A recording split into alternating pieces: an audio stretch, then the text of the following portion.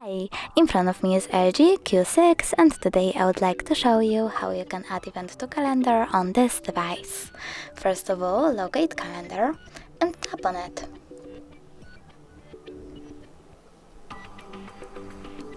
Now pick a date by tapping on the chosen one and click on this plus icon at the bottom right corner. Over here, customize your event however you wish to. For example, you can add a title, pick starting hour, ending one, or turn off this feature by clicking on the switcher next to all day. You can also change color. Come on. Tap on OK over here and even set up a reminder. Minutes, hours, or even weeks before.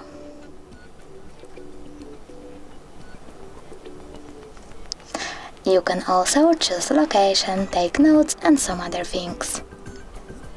When you're done, remember to click Save at the bottom right corner, and as you can see, my event was successfully created.